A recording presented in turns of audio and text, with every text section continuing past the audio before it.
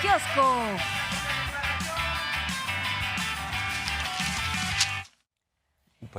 Bueno, pues creo que vale la pena, y dado que esto fue tema principal, de los principales en la conferencia matutina del día de hoy, vale la pena ver qué fue en qué consistieron los posicionamientos por parte de algunos panistas. Dos representativos tenemos por lo pronto, uno el del dirigente del PAN, Marco Cortés, y otro el del diputado Santiago Krill, que creo que sí merece una mención aparte. Primero porque coincidió con Genaro García Luna en un gobierno panista, en el de Vicente Fox, cuando fue secretario de gobierno, mientras era titular de la AFI Genaro García Luna, y porque también su posicionamiento es un poco diferente. Él no habla de este deslinde en función de la militancia de Genaro García Luna, ¿no? O sea, como que trató de sacar el pecho y decir, yo vengo aquí a dar la cara. Vamos a ver cuál es el alcance de lo que planteó, pero vámonos primero con Marco Cortés, que parece de La Rosa de Guadalupe. Yo pensé que era un episodio de La Rosa de Guadalupe diciendo, no,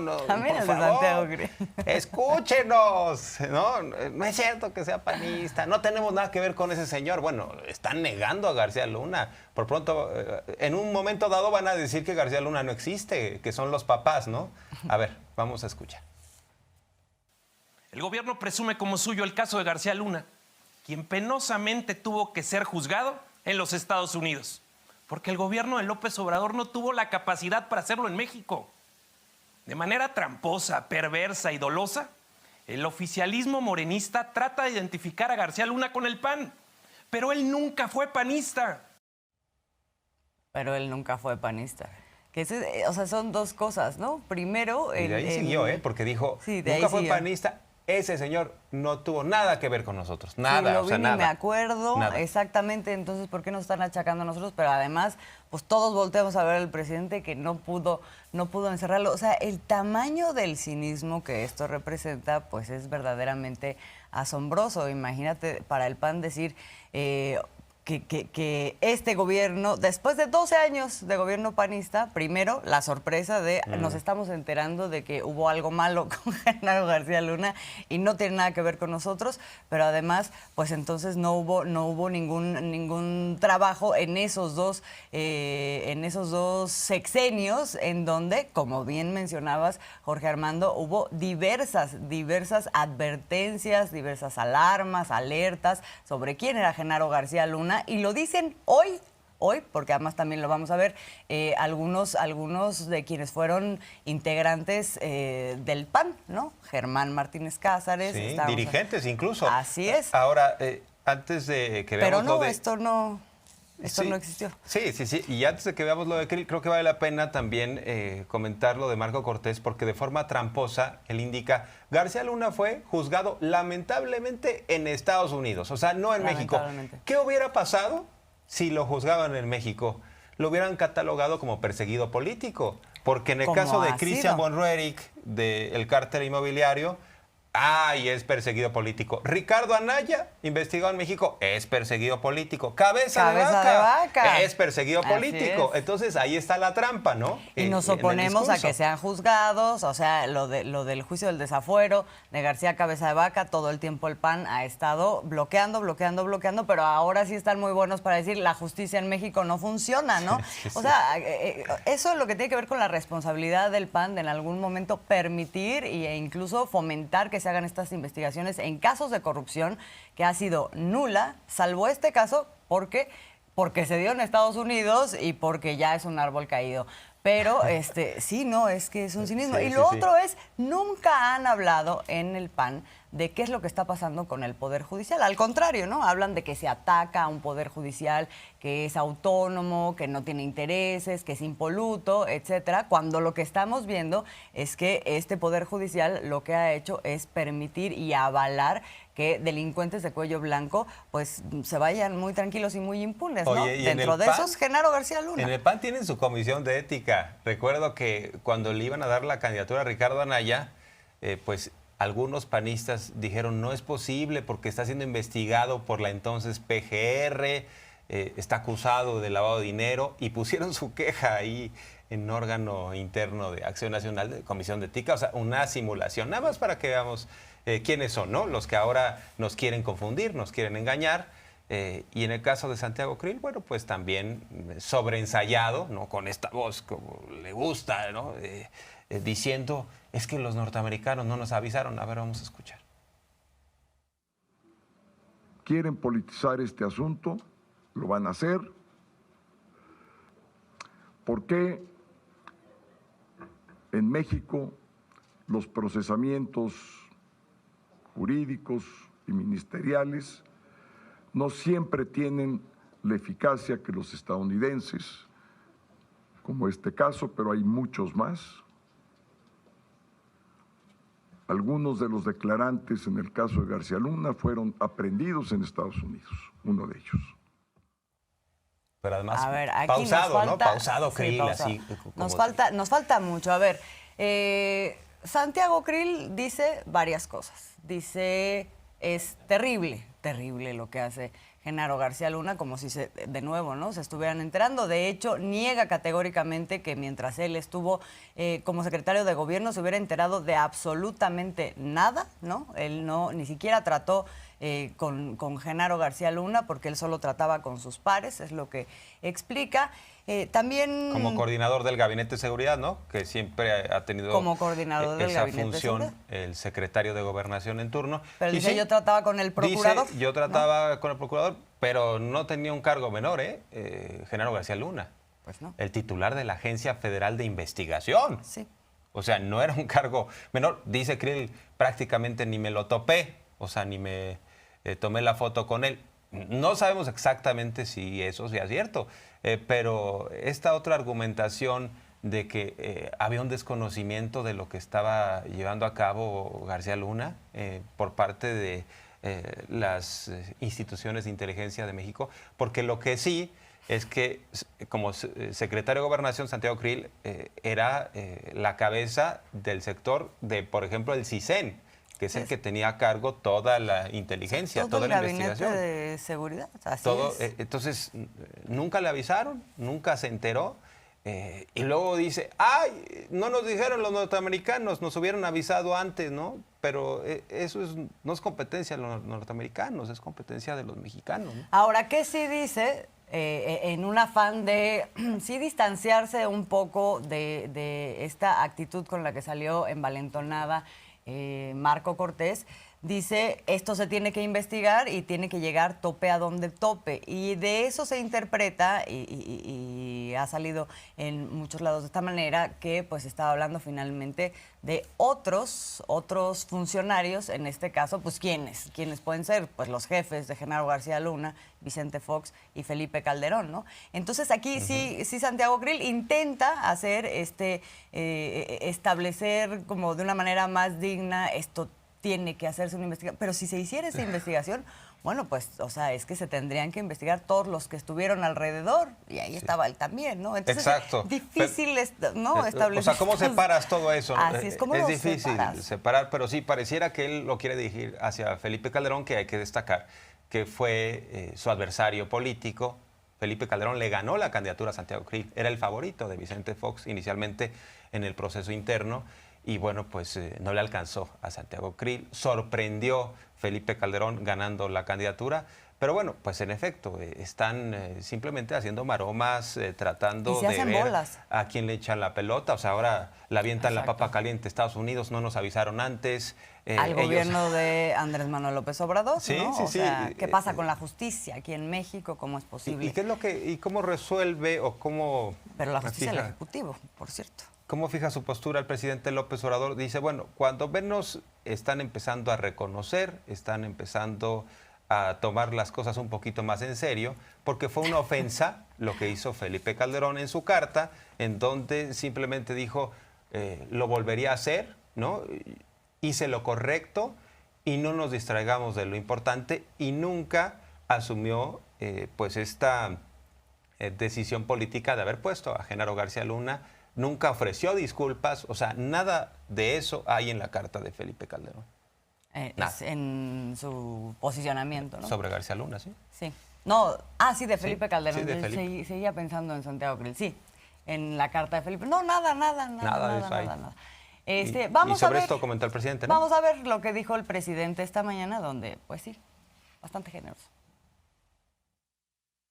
También celebro que después de un tiempo, porque se quedaron como pasmados, ya empezaron a manifestarse, ¿no?, los dirigentes del PAN acerca de que si es militante o no García Luna. Pues eso no es lo fundamental. Lo fundamental es que fue hombre clave para enfrentar la delincuencia y se asoció a la delincuencia con Fox y fue secretario de Seguridad Pública de Calderón. Y de acuerdo a la Constitución, a las leyes, el titular del Ejecutivo nombra a sus secretarios, depende del presidente. Y Calderón pues también llegó al gobierno impulsado por el PAN. Entiendo que es una situación difícil para ellos, es también una oportunidad. ¿No hay manera de desligarse de García Luna? No se puede. ¿Cómo? Tendrían que pedir la investigación a fondo y pedir a García Luna que informe cómo era su relación con Fox y cómo era su relación con Calderón, porque todavía hay tiempo para que García Luna actúe como testigo, porque puede lograr que le disminuyan el tiempo de estancia en la cárcel. No se puede tapar el sol con un dedo, porque esto no es militante del PAN. Debe de haber infinidad de testimonios de cómo legisladores del PAN, dirigentes del PAN, defendían la estrategia de Calderón, de García Luna. Quien de plano ya perdió el control es Vicente Fox, porque subió un video en donde le dice a López Obrador: estás medio loquito, vamos a ver quién es quién en materia de violencia. En mi sexenio hubo menos violencia, pero ese no es el debate en sí. El debate es lo que hizo Genaro García Luna y cómo se coludió con criminales, cómo recibía dinero para entregar protección. Y por cierto, si Vicente Fox quiere hablar del tema de la inseguridad, pues Felipe Calderón ha dicho que él tomó la decisión de enfrentar al crimen organizado porque ya había avanzado en todos los territorios mexicanos, en todos los estados, pues, y que Vicente Fox fue muy responsable en su política de dejar hacer, de dejar crecer al crimen organizado, y por eso se justifica de alguna manera a Felipe Calderón, porque ya sabemos que en realidad su decisión fue más mediática, no bien pensada, para tratar de decir soy un presidente fuerte, cuando era muy débil porque llegó a través de un fraude electoral. Pero sí, ya no saben qué decir, qué hacer y qué bandera van a utilizar entonces para la marcha del domingo. El INE no se toca, García Luna no se toca, es perseguido político, no es perseguido político, ¿qué es? Y le preguntaron a López Obrador, pero no era militante del PAN. Así es, sí.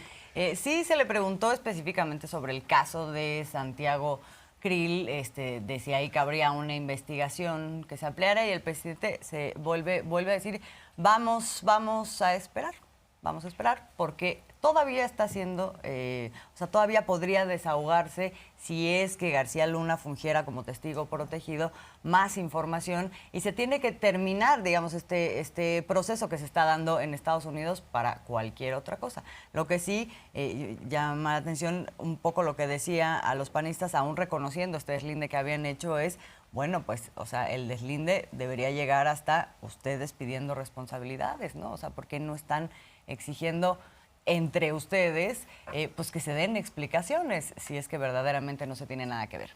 Vamos. Habría que ver la cuestión legal, quién es el que se hace cargo de los temas de seguridad. Siempre hay lo que se llama cabeza de sector. Si Gobernación tenía la coordinación de los temas de seguridad en ese entonces, pero pues eso es otra cosa. Qué bueno que él se deslinda de esa responsabilidad. Y lo que hay que esperar es a ver si van a haber otros testimonios y que se siga la investigación a fondo. Manuel Espino dice que le advirtió a Felipe Calderón. Sí, sobre eso. y hay otros testimonios. El general Ángeles, sí, sostiene eso, y otros. Germán Martínez. O sea, estamos viendo la operación Sacatito pa'l conejo. O sea, se están retractando en Acción Nacional. Se queda sin amigos Genaro García Luna, pero no se están dando cuenta que eso va a ser un incentivo para que Genaro García Luna hable, porque los amigos ya se fueron. Él está por ser sentenciado.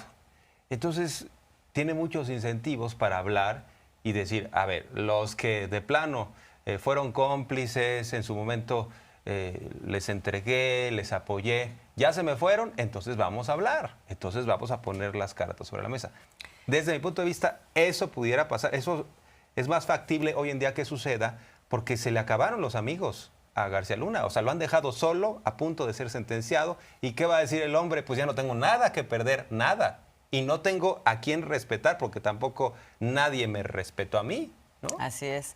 Y dices, Genaro García Luna se queda solo, tiene estos incentivos y está así en la tablita también, pues Felipe Calderón, ¿no? Sí. O sea, veíamos este posicionamiento de Santiago Krill, pero en general el PAN ya no ha hecho este arropo que había hecho en días anteriores, en semanas anteriores. Sí se escuchó, por ejemplo, también a Santiago Krill hacer una distinción con Margarita Zavala, porque le preguntaron, ella tendría que irse de la Cámara, del conjunto de diputados del PAN. Él dice, no, ella no tendría que cargar con eso, ¿no? Pero estamos... Yo creo que no fue a la sesión pasada, ¿verdad? No estuvo. No, faltó. No ha estado, o sea, así ha estado la cosa. Y él lo que reconoce es una situación difícil para ella, pero hablando específicamente de Felipe Calderón, sí dice, bueno, pues las investigaciones tienen que llegar a donde tope. El donde toparía sería en Felipe Calderón, y no hay nadie más que haya ahora estado diciendo, no, eso, Felipe, no se toca, eso no lo estamos viendo. Se abre una puerta, eso es interesante para lo que va a venir en razón de los posibles testimonios, porque entonces pues ya estaríamos hablando de otro nivel de alcance de toda esta investigación y de todas estas repercusiones del juicio de Genaro García Luna. Por cierto, y ahorita lo estamos escuchando con el presidente, entre los testimonios que ahorita están saliendo, ¿no? Están los de personas que están dentro bueno, ahora es plural, ¿no? Pero antes era panista, luego se pasó a Morena, luego regresó, ahora es plural. Hombre. Germán Martínez Casares, en donde él dice, hubo advertencias. Vamos a escuchar. Y debo recordar que Francisco Ramírez Acuña, secretario de Gobernación, antes que Juan Camilo, le decía al presidente, esto me consta, al presidente Calderón, hay que salirnos de la lucha contra el crimen como lo estamos haciendo. Honor a quien honor merece. Ramírez Acuña le decía en su momento, abusado con esas cosas. El subsecretario de Gobernación que vive, del otro secretario de Gobernación que murió, Juan Marcos Gutiérrez, decía abusados con García Luna, abusados con... Bueno, o sea, afuera y adentro y en todos lados. Hoy Germán Martínez ya no es senador de Morena, es del Grupo Plural, lo hemos explicado, pero interesante porque, a ver, de entrada... está bien que Germán Martínez diga que se le advirtió a Felipe Calderón, y eso es clarísimo que se le advirtió en su momento. Pero Germán Martínez también fue secretario de la Función Pública con Felipe Calderón. O sea, ni una sola acta administrativa hacia García Luna. O sea, fueron pares en el gabinete. Y que nos diga Germán Martínez Casares si él tenía esa información. Cuando había esas advertencias. Cuando había esas advertencias, no hizo nada como secretario de la Función Pública. Entonces complicado. Aquí todo esto, en efecto, es algo complejo. Forman parte del mismo régimen al final del día. Por eso Germán Martínez hoy en día está de nuevo, ¿no? Con ellos. Seguramente va a participar en la marcha del domingo. que por cierto se le va a complicar a Alito, eso del INE no se toca, porque el INE ya dijo que Alito no puede estar hasta el 24 como presidente del PRI. Entonces Alito anda en una confusión, deshojando la margarita, se toca o no se toca el INE, ahora ya no sabe qué va a decir. Sí, no, como que no le va a salir así la consigna. Entonces ya mejor va a decir otras cosas, pero bueno, en medio de todo esto, lo que es muy claro es que la gente no es ingenua, lo hemos percibido en las redes sociales, en las retroalimentaciones que nos dan. Es evidente que estamos destapando la cloaca de la corrupción, del tráfico de influencias, de cómo pues había una serie de conexiones de las cuales hoy se quieren zafar varios de forma acomodaticia y simplemente con declaraciones, pero no les alcanza, ¿no? También, por ejemplo, Jorge Romero, el coordinador de los diputados del PAN, dice, ese señor no es panista, no nos afecta, así, se sacude, ¿no? Su saco, ya de esos sacos carísimos, ¿verdad? Porque mal no le ha ido al señor, y dice, no nos afecta al PAN. Pues, ¿cómo no les va a afectar? Y en su caso, por ejemplo, el señor Jorge Romero, que nos explique el tema de la corrupción inmobiliaria en Benito Juárez, ¿no? Pero cuando, de la cual él fue alcalde. Cuando los llevamos al terreno de esas explicaciones, ahí se convierten en perseguidos políticos. Así es. Y bueno, pues también se habló del sistema judicial mexicano, que no ayuda. Decíamos, no solo no ayuda, es un centro fundamental de este entramado de corrupción que nadie quiere reconocer. El único que pone el dedo en esa llaga es el presidente. El PAN jamás habla de eso cuando dice por qué no se están juzgando aquí los temas, por qué no se están resolviendo aquí los temas. Bueno, pues porque hay un pequeñito obstáculo aquí que se llama Poder Judicial, y de eso habló el presidente en el sentido de todo esto que estamos viendo y eso que está pasando también es un llamado al Poder Judicial, a la justicia mexicana. Es un llamado de atención para la justicia mexicana, porque se debió juzgar aquí. Nosotros tuvimos elementos, se presentaron, ya lo habían detenido, pero sobre todo la desconfianza, ya no tanto ahora en el Ejecutivo, sino la desconfianza que hay en el Poder Judicial. O sea, el Poder Judicial necesita reformarse. Es que, por ejemplo, el que los jueces dejen libres por cuestiones formales a delincuentes. Lo que pasó en el caso de Caro Quintero, un sabadazo. Y nosotros tenemos que estar cuidando eso. ¿Cómo que lo sueltan? Ya después cambian, ¿no?, la resolución. Sí, pero ya se fue. Y todavía esto que sucedió el día que están juzgando a Genaro García Luna, y un juez, un magistrado ordena que se descongelen las cuentas de su esposa, de García Luna. Y le estoy pidiendo, con todo respeto, a la presidenta de la Suprema Corte de Justicia, a los ministros de la Suprema Corte de Justicia, a los consejeros de la Judicatura, que tienen la función de vigilar el buen comportamiento de jueces, de magistrados, de ministros, que expliquen esta situación, que informen, y se quedan callados. Pero eso no es un asunto de nosotros, es del Ejecutivo, del presidente. Ese es un asunto de su responsabilidad para con los ciudadanos, para con el pueblo. Pues ahí está. Y nada más recordar, a propósito de todo este tema judicial, que en donde uno de los episodios es el descongelamiento de cuentas de Cárdenas Palomino y de la esposa de García Luna. El presidente hoy reiteró que ese proceso que se está siguiendo en Florida, esta demanda civil para la recuperación de 700 millones de pesos, pero en donde hay identificados, presuntos responsables, y entre ellos la esposa de Genaro García Luna, sigue en curso. O sea, a pesar de que existe ese obstáculo o ese entorpecimiento, de todas maneras sigue en curso este proceso por los 700 millones de desfalco y también en contra de quienes resulten responsables. En este caso, uno de estos personajes, pues es ella también.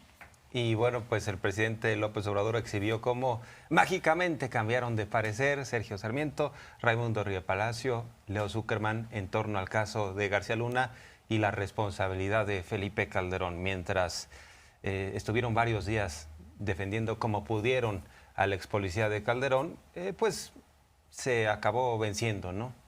Esa pretendida muralla mediática que estuvieron tratando de construir a lo largo de estos días. O sea, yo no tengo duda de que si el jurado hubiera declarado inocente a García Luna, estarían diciendo, ya ven, Felipe Calderón, gran presidente, lo hizo muy bien, el señor García Luna, gran policía.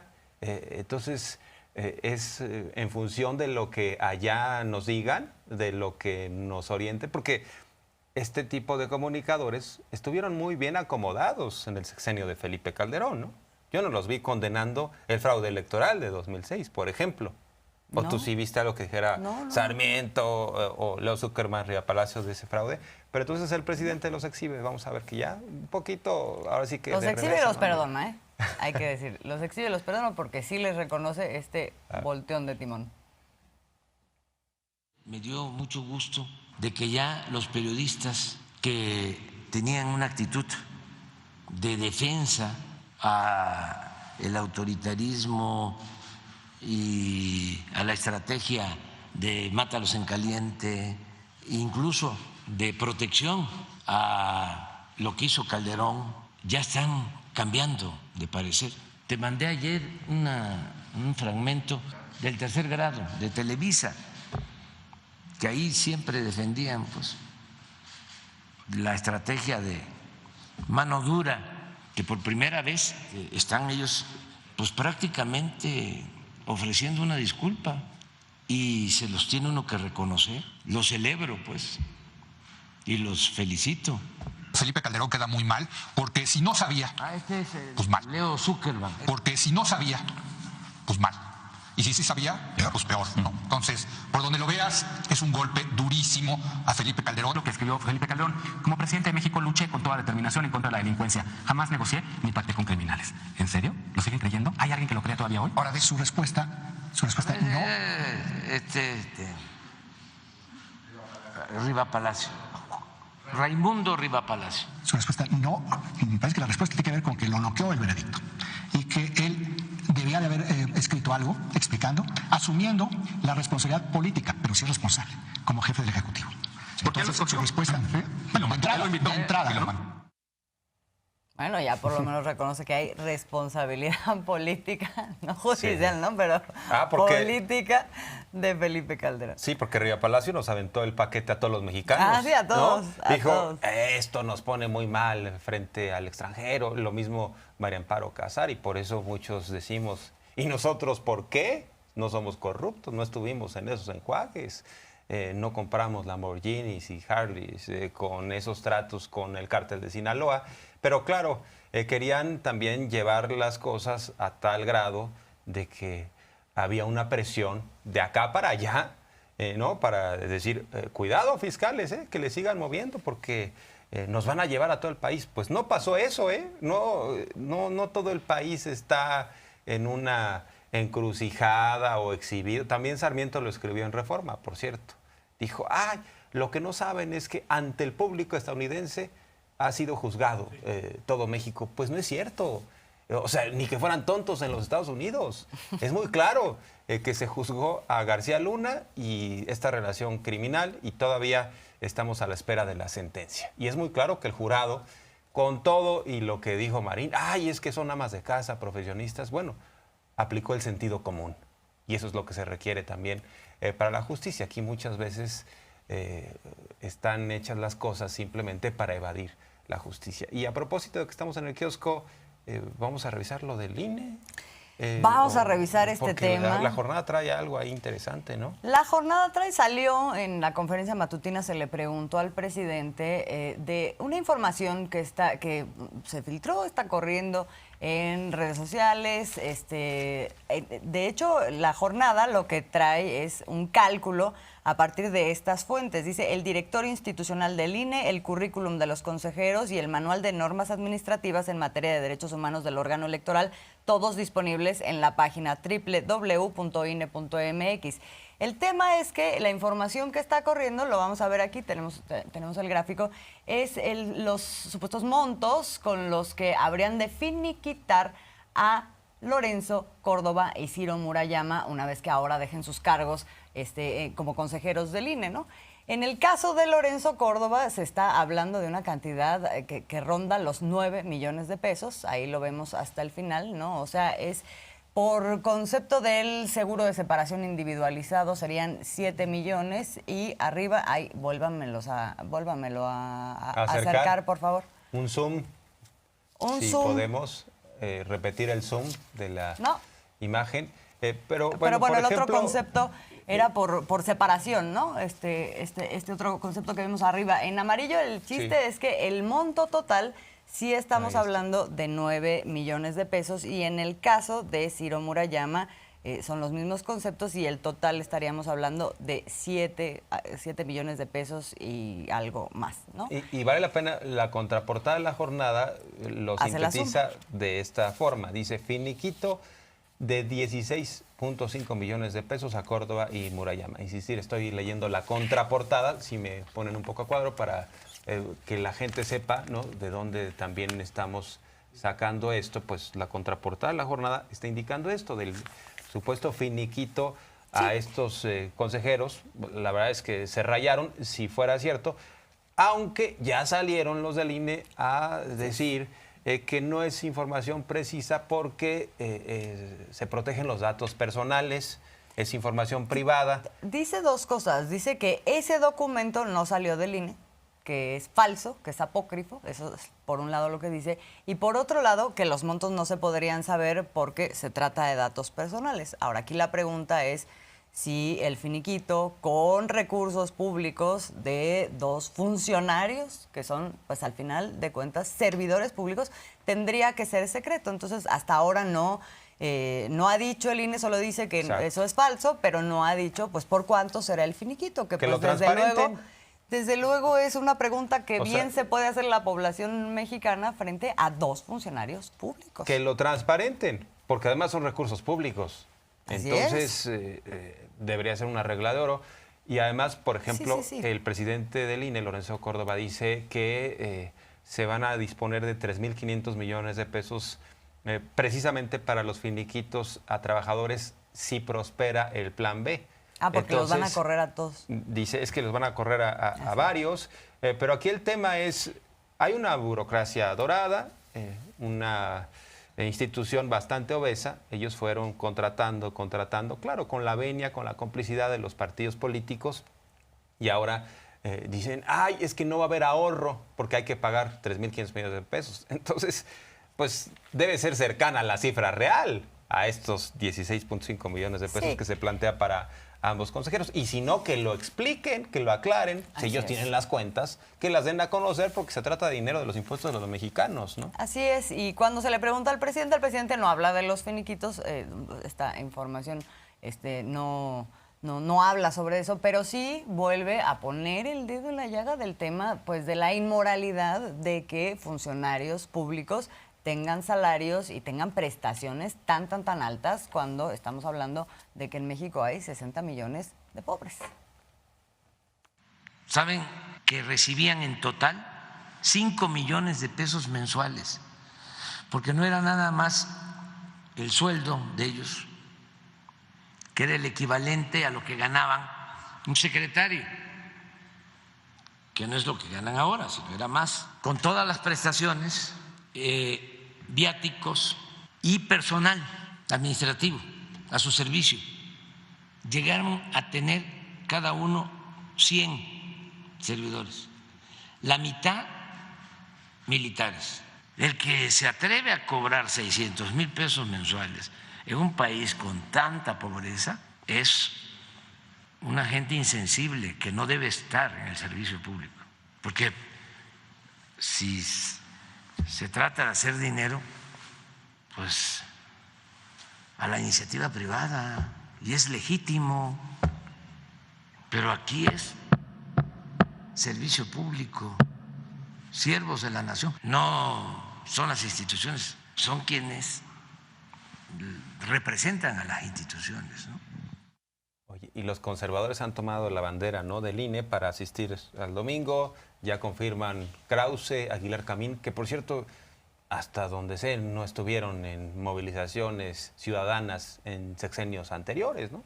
Yo no los vi en algún evento para quejarse, evento popular, ¿no?, quejarse de las reformas de Peña Nieto o las acciones de Felipe Calderón en contra de la delincuencia, que fueron la guerra contra el narco que generó un baño de sangre. O sea, nada de eso se vio. Van a estar varios con la bandera del INE, que en realidad estamos hablando de este movimiento conservador que dice queremos regresar a gobernar este país, ¿no? O sea, a través de un gerente o una gerente, ¿no? Eso es lo de menos, pero que podamos nosotros tener estos vínculos de relación con el poder porque nos conviene. Se trata de recursos públicos, contratos por acá, por allá, independientemente de que sea panista o sea priista el próximo presidente. Para ellos es muy importante tener ese vínculo. Y ha habido una serie de desinformaciones sobre el plan B, porque han utilizado esto como bandera para decir López Obrador no quiere un proceso electoral equilibrado, equitativo, quiere ganar a la mala el gobierno de la 4T del próximo 2024, ¿no? Así es, y por eso es importante, ¿no? O sea, va a haber una movilización y es una movilización política que tiene detrás una agenda política. Bueno, pues vivámosla de esa manera, ¿no? Es una movilización de la oposición. Pero aquí lo que pasa es que sí hay que distinguir cuando se usa como bandera un tema como la democracia en función de una ley que se aprobó a partir de mentiras sobre esa ley. Bueno, pues entonces, o sea, al desmantelar las mentiras sí podemos ver más o menos cuál es la verdadera naturaleza de esta manifestación. Entonces, ayer se dio a la tarea Morena de desmentir punto por punto estos señalamientos que han venido haciendo, por cierto, estos dos consejeros de los que hablábamos hace un momento en diferentes foros e incluso en sus cuentas de redes sociales sobre el plan B. Lo hicieron punto por punto y entonces así se retomó. Nos tomamos la libertad de jalar una nota que hicieron mis compañeros de Capital 21 para Informe Capital, otro espacio donde yo también trabajo, y vamos a ver cómo está. Encabezas, pues. Vamos a ver. El Grupo Parlamentario de Morena en la Cámara de Diputados presentó este jueves un documento en el que se analizan los dichos de los consejeros del Instituto Nacional Electoral en torno al paquete de reformas en materia electoral, el llamado Plan B. Destacaron que son 14 argumentos falsos los que los consejeros han utilizado y desmintieron los 5 más graves. Falsedad número 1. La aprobación del llamado Plan B, que básicamente busca desaparecer la estructura operativa del Instituto Nacional Electoral en todo el territorio y con ello pone en riesgo, en duda, la posibilidad de que se instalen casillas, de que los votos se cuenten con precisión y pulcritud. El propio artículo 33 de la Ley General, de la reforma a la Ley General de Instituciones y Procedimientos Electorales, estipula de forma precisa que el instituto contará con los mismos 32 órganos locales con los que cuenta hoy en día y que además contará con hasta 300 órganos distritales que serán determinados por el propio instituto. Falsedad número 2. El plan B del gobierno pretende que estos módulos del INE desaparezcan y se muevan a oficinas gubernamentales sin las condiciones técnicas de seguridad necesarias para salvar tu información y tus datos personales. Es una potestad, es algo facultativo, es opcional. El instituto, para poder generar ahorros, podrá pedir al Estado inmuebles de dominio público para instalar los módulos de atención ciudadana. Y dejo muy en claro, esto es una determinación del INE, no es una determinación de la reforma. Falsedad número 3. Este personal profesional y calificado no merece una reforma que les conculca sus derechos o, peor aún, que elimina sus puestos de trabajo. Con el Plan B, casi 6,000 de esas plazas desaparecerían. El artículo 11º transitorio de nuestra propuesta de reforma establece textualmente que el instituto es quien definirá qué trabajadores podrán ser readscritos a una nueva área y además respetando derechos laborales. Es decir, la reforma en ningún momento despide a ningún trabajador del instituto.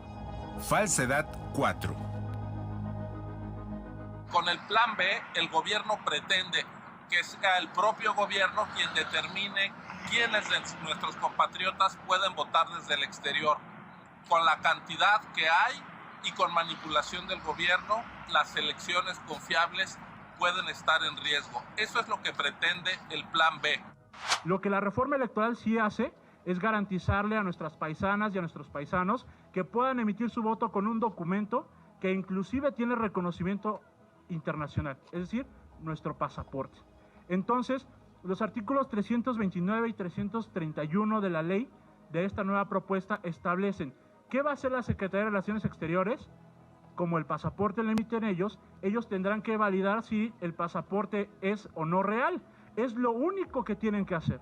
El último punto es la supuesta desaparición del PREP, un sistema que provee los resultados preliminares de las elecciones federales, que tiene como insumo de información la captura y publicación de los datos plasmados por los funcionarios de casilla en las actas de escrutinio y cómputo. Sin embargo, la reglamentación en este sistema ni siquiera fue modificada, por lo que es la falsedad número 5. Y hagamos el ejercicio de comparativa con la propia propuesta de reforma electoral, en donde en ningún momento el artículo 329 es trastocado. Es decir, el PREP seguirá operando con normalidad.